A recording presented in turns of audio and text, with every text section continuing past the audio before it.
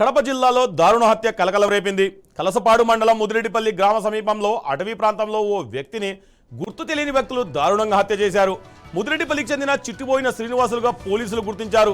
పదునైన కత్తులతో శ్రీనివాసులపై విచక్షణారహితంగా దాడి చేసి హత్య చేసినట్టు తెలుస్తుంది. ఘటనా స్థలంలో మృతదేహం పడి ఉన్న తీరు చూస్తే హత్య ఎంత దారుణంగా జరిగిందో అర్థమవుతుంది. ఈ హత్యకు పాత కక్షలే కారణమా, మరేదైనా కారణముందా అనే కోణంలో స్థానికులు చర్చించుకుంటున్నారు. సమాచారం అందుకున్న పోలీసులు ఘటనా స్థలానికి చేరుకొని మృతదేహాన్ని పరిశీలించారు. ప్రాథమిక వివరాలు సేకరించడంతో పాటు క్లూస్ టీమ్ సాయంతో ఆధారాలు సేకరిస్తున్నారు. హత్యకు దారితీసిన పరిస్థితులపై దర్యాప్తు చేపట్టి పోలీసులు కేసు నమోదు చేసి నిందితుల కోసం గాలింపు చర్యలు ముమ్మరం చేశారు. ఈ ఘటనతో ముదిరెడ్డిపల్లి గ్రామంలో భయాందోళన నెలకొంది.